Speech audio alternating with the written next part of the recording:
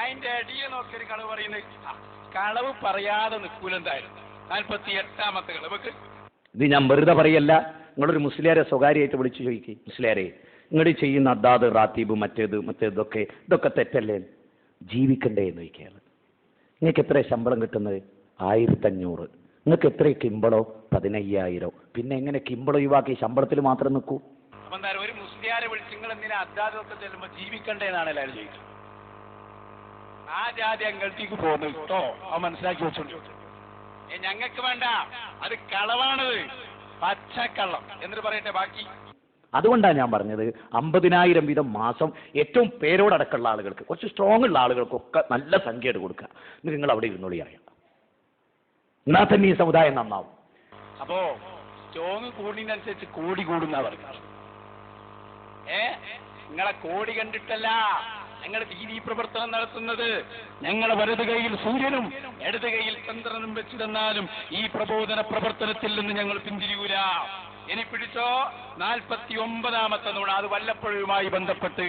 എന്താ വല്ലപ്പുഴയിൽ എന്തോ ഒരു വാദപ്രതിവാദമോ സംഭവം നടന്നോ എന്ന് മൗലവിമാർക്ക് കേട്ടിട്ടുള്ളൂ. അപ്പോഴേ കോടി നടക്കാൻ തുടങ്ങി. കണ്ടോ, ഒരു മൗലവിക്ക് ഇത് ഏതാ സ്ഥലം തന്നെ മനസ്സിലായിട്ടില്ല. വല്ലപ്പുഴയിലാണ് വാദപ്രതിവാദ വ്യവസ്ഥ നടന്ന മൗലിദിനെ കുറിച്ച്. വല്ലപ്പുഴ പറഞ്ഞ പാലക്കാട് ജില്ലയിലെ പട്ടാമ്പിക്കടുത്ത വല്ലപ്പുഴയാണ് ഇത് നടന്നത്. പക്ഷെ ഒരു മൗലവി പറയാണ് നിലമ്പൂരിനടുത്ത വല്ലപ്പുഴയിൽ വാദപ്രതിവാദ വ്യവസ്ഥ നടന്നു. അപ്പൊ ഇയാൾക്ക് ഈ സ്ഥലം ഏതാ തന്നെ മനസ്സിലായിട്ടില്ല. കളവ് പറയാൻ തീരുമാനിച്ച ഒരു കൗമ് 49ാമത്തെ കളവക്ക് 2 ദിവസം ഇന്നലെ നിലമ്പൂര് വല്ലപ്പുഴയിൽ വെച്ച് ഒരു വാദപ്രതിവാദം എഴുതിയിട്ടാണ്, വാദപ്രതിവാദത്തിന് വ്യവസ്ഥ തയ്യാറാക്കാൻ വരെ പോയിട്ടാണ് നമ്മുടെ പണ്ഡിതന്മാർ കടന്നു വന്നിട്ടുള്ളത്. വാദപ്രതിവാദത്തിന് വ്യവസ്ഥ ഉണ്ടാക്കാൻ വന്നിട്ടും നിലമ്പൂർ കളവാണ്. ഇനി 50ാമത്തെ നുണയായതുകൊണ്ട് ഞാൻ അങ്ങോട്ട് പോവുകയാണ്. എങ്ങോട്ട്? നമ്മുടെ സൃഷ്ടാവായ റബ്ബിനെ കുറിച്ച് പറഞ്ഞ നുണകൾ, നബിയെ കുറിച്ച് പറഞ്ഞ നുണ ഞാൻ കേൾപ്പിച്ചു. ഇതൊക്കെ ഞാൻ വളരെ ചുരുക്കിയതാണ്, എന്റെ സമയം പരിമിതമായതുകൊണ്ട്. അതുപോലെ തന്നെ ഔലിയാക്കളെ കുറിച്ച്, നബിമാരെ കുറിച്ച് എല്ലാം പറഞ്ഞു. ഇനി ഒരു കാര്യം കൂടി അടിവരയിടുന്നു, റബ്ബിനെ കുറിച്ചും മുജാഹിദിന് ഇതുവരെ ബോധ്യമായിട്ടില്ല. 50ാമത്തെ നുണ എഴുതി വെച്ചോളൂ, ഞങ്ങളെ റബ്ബിനെ കുറിച്ച് പറഞ്ഞ നുണ. എന്താണെന്നറിയോ? ഈ മൗലവിനോട് ചോദിച്ചു, അല്ല നിങ്ങൾ എന്തിനാ പരിഭാഷ? പറഞ്ഞു അള്ളാന്റെ റസൂലുള്ളാന്റെ ഭാഷയായ അറബിയിലാണ് ഖുത്ബ ഓതിയത്, ഞങ്ങളെ ഭാഷയായ മലയാളത്തിൽ ഓതുന്നു. അവ മൗലവിനോട് ചൊല്ല മൗലവി, അവന് നിസ്കാരം എങ്ങനെ ആയിക്കൂടെ? റസൂലുള്ളാന്റെ ഭാഷയായ അറബിയിൽ നിസ്കരിച്ചു, നമ്മളെ ഭാഷയായ മലയാളത്തിൽ നിസ്കരിക്കുന്നു, അങ്ങനെ പറയണ്ടേ? അപ്പൊ മൗലവിന്റെ മറുപടി എന്താണെന്നറിയോ? അതിന് മുസ്ലിയാരെ, ഞങ്ങൾ മലയാളത്തിൽ നിസ്കരിക്കാത്തത് അള്ളാഹു മലയാളി അല്ലാത്തത് കൊണ്ടാണ്. അള്ളാഹ്ക്ക് മലയാളം അറിയില്ല, അതുകൊണ്ടാണ് നിങ്ങൾ മലയാളത്തിൽ നിസ്കരിക്കാത്തത്. റബ്ബിനെ കുറിച്ചുള്ള ജനങ്ങൾക്ക് മതം പഠിപ്പിക്കാനാണ് ഖുതുബ. അപ്പൊ ചില ചോദ്യം എന്താ, പിന്നെ ബാങ്ക് മലയാളത്തിലായിക്കൂടെ, നിസ്കാരം മലയാളത്തിലായിക്കൂടെ? അതിനെപ്പറ്റി നിങ്ങളൊന്ന് മനസ്സിലാക്കുക. നിസ്കാരം എന്തുകൊണ്ട് മലയാളത്തിലാക്കുന്നില്ല? അള്ളാഹു മലയാളി അല്ലാത്തത് കൊണ്ട്. അള്ളാഹു മലയാളിയാണ്. അള്ളാഹിന്റെ മുമ്പിലാണ് നിസ്കരിക്കുന്നത്. നിസ്കരിക്കുന്നവരുടെ തെക്കുതയും സൂക്ഷ്മതയും അറിയേണ്ടത് ആരാ? അള്ളാഹുവാണ്. ആ അള്ളാഹ് അറബി അറിയാം, അതുകൊണ്ട് നിസ്കാരം പരിഭാഷപ്പെടുത്തേണ്ടതില്ല. ഓന്റെ മനുഷ്യ, അള്ളാഹ്ക്ക് അറബി അറിയണമാതിരി മലയാളം അറിയൂലേ? നിങ്ങളൊക്കെ എവിടെ നിന്ന് ബസ് കയറിയതാ? ആ കാര്യത്തിൽ നിങ്ങൾ ബേജാറാവണ്ട, നിങ്ങൾ മലയാളത്തിൽ നിസ്കരിക്കി.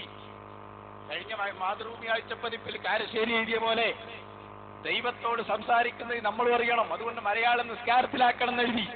മുജാഹിദീങ്ങൾക്ക് പറ്റിയ ആളാണ്, വേണമെങ്കിൽ പിടിച്ച് തഖ്ലീദ് ചെയ്തോളി. നിങ്ങളെ വാദം യുക്തിവാദത്തിലേക്കാണ് കൊണ്ടുപോകുന്നത് എന്ന് ഞങ്ങൾ പറയുന്നത് വെറുതെയല്ല.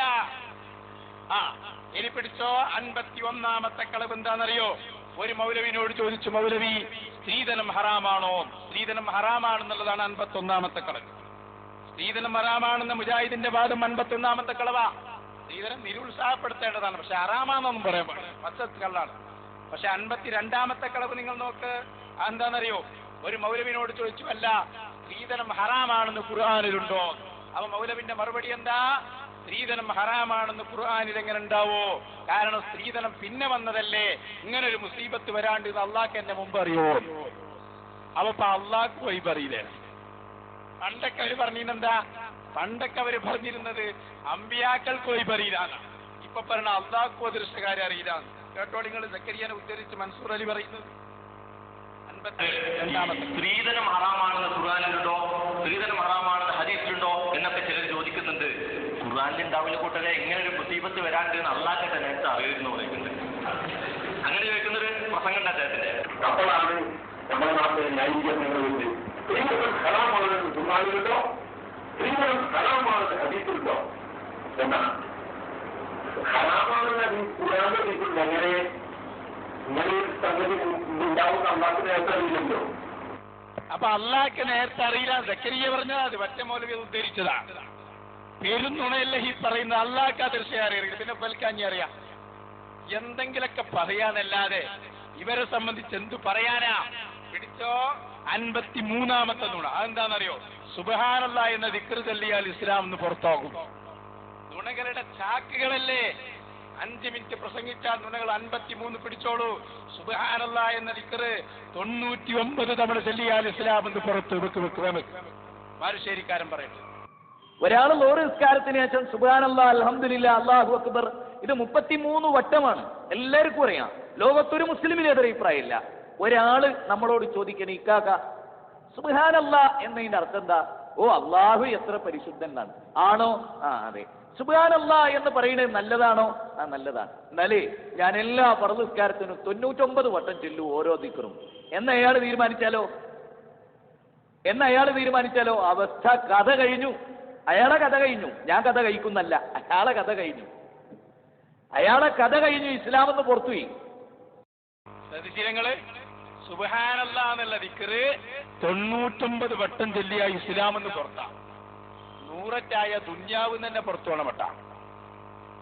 അള്ളാന്റെ ഖുർആൻ പറഞ്ഞതോ മുഅ്മിനീങ്ങളുടെ ലക്ഷണം വദാകിരീനല്ലാഹ കതീറാന, ധാരാളം ദിക്ർ ചൊല്ലുന്നവരാണ്. 53-ാമത്തെ നുണയല്ലേത്? ഇനി നിങ്ങൾ നോക്ക്. ഇനിയിപ്പോ നിസ്കാരത്തിന് ശേഷമുള്ള കൂട്ടപ്രാർത്ഥന അല്ലേ? നിസ്കാരത്തിന് ശേഷമുള്ള കൂട്ടുപ്രാർത്ഥന നമ്മളെ മൗലവി പറയുന്നു അതിനേക്കാൾ നല്ലത് വ്യഭിചരിക്കലാണ്. സുബ്ഹാന ജല്ല ജലാൽ.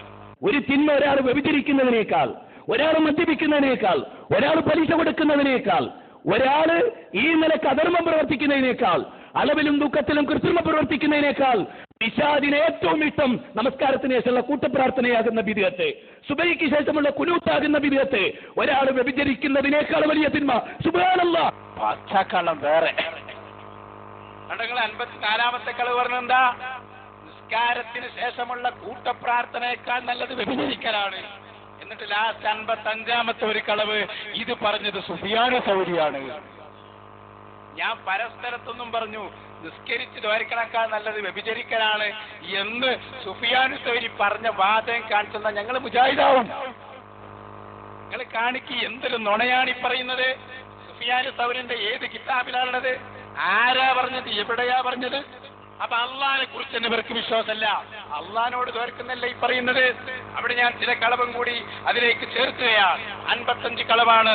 എന്നാൽ അതാ അൽമനാറിൽ പറയുന്നു. എന്താ പറയുന്നത്? അല്ലാഹു തആല ആതിഫലേദി, അല്ലാഹു തആല 7 ആകാശത്ത് അല്ലാഹുവിന് ഭാഗമുണ്ടെന്നോ അല്ലാഹുക്ക് സ്ഥലമുണ്ടെന്നോ വാദിച്ചാൽ അവൻ കാഫിറാണ്. പക്ഷേ മുജാഹിദുകാരൻ തന്റെ പത്രത്തിൽ എഴുതുന്നു 56-ാമത്തെ നുണ അല്ലാഹു തആല 7-ാം ആകാശത്തിന്റെ മുകളിലാണ്. എന്നിട്ടോ 57-ാമത്തെ നുണ കേൾക്കണോ നിങ്ങൾക്ക്? അതേ അൽമനാറിൽ പറയുന്നു ആകാശം അല്ലാഹുവിന്റെ വലത് കൈയിലും ഭൂമി ഇടത് കൈയിലുമാണ്. ഈ 58-ാമത്തെ നുണ അതിന്റെ ശേഷം സക്കരിയ സ്വലാഹി എഴുതുന്നു. എവിടെയാ സക്കരിയ സ്വലാഹി എഴുതിയെന്നറിയോ? പുതിയ പുസ്തകം. ഏതാ പുസ്തകം? അഹ്ലു സുന്നത്തി വൽ ജമാഅ എന്ന വിശ്വാസം എന്ന പുസ്തകത്തിൽ സക്കരിയ സ്വലാഹി പറയുന്നു 58-ാമത്തെ നുണ അല്ലാഹു തആലക്ക് 2 കൈയുണ്ട്, രണ്ടും വലത് കൈയാണ്, അല്ലാഹുവിന് ഇടത് കൈ ഇല്ല, വികലാംഗനായ അല്ലാഹു. ഈ 59-ാമത്തെ നുണ കേൾക്കണോ നിങ്ങൾക്ക്? പുതിയ അൽമ വിചിന്തനത്തിൽ കാണുന്നു അല്ലാഹുവിന് ഊരയുണ്ട്. ഇപ്പൊ മുജാഹിദീങ്ങൾക്കിടയിൽ ഭയങ്കര തർക്കാണ്. അല്ലാഹു ഊരി ചന്തിണ്ടോ എന്ന തർക്കം ഈ സമുദായത്തിന്റെ മുമ്പിൽ പറയാൻ പറ്റാത്ത രൂപത്തിൽ അതപ്പതിച്ചു. അല്ലാഹു ഊരുണ്ട്. 59-ാമത്തെ നുണയായി എഴുതി വെച്ചു. എന്തൊക്കെയാണ് ഇവർ പറഞ്ഞു വെക്കുന്നത്? ഇനി നിങ്ങൾ നോക്ക്. പ്രിയപ്പെട്ട സഹോദരന്മാരെ, ഇനി ഞാൻ 60ാമത്തെ പ്രത്യേകമായ ചില നുണകളിലേക്ക് വരുന്നു. അതെന്താ? ആയത്തുകളെ ഇവർ കളിച്ച കളി. ആയത്തുകൾ ഒരായത്തോതിയിട്ട് മുജാഹിദ് മൗലവിമാര് ദുർവ്യാഖ്യാനം ചെയ്തതിന്റെ തെളിവാണ് ഇനി ഞാൻ നിർത്തുന്നത്. അള്ളാഹുവിന്റെ ഖുർആൻ ഇവർക്ക് കളിക്കാനുള്ളതാണോ? എന്തൊക്കെ കളവുകളാ ഖുർആനിന്റെ പേരിൽ പറഞ്ഞത്? 60ാമത്തെ നുണ ഇത് ആര് പറയും? ഒരായത്തോതിക്കൊണ്ട് ആരാ പറയാന്നറിയോ? മുജാഹിദ് ബാരിശ്ശേരി പറയുന്നു.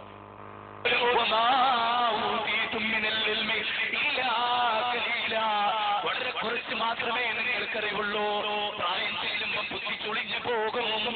പ്രായം ചെല്ലുമ്പോ ഹദീസ് പണ്ഡിതനാണെന്ന് പറഞ്ഞിട്ട് കാര്യമില്ല. ഓർമ്മ കുറഞ്ഞു പോകും, വാശി കൂടും, അപ്പൊ പിഴച്ചു പോകും. അപകടമാണ്. ഇന്ന് ഖുർആനിലെ 17ാം അധ്യായം 85ാമത്തെ വചനത്തിൽ പറയുകയാണ്, പോലും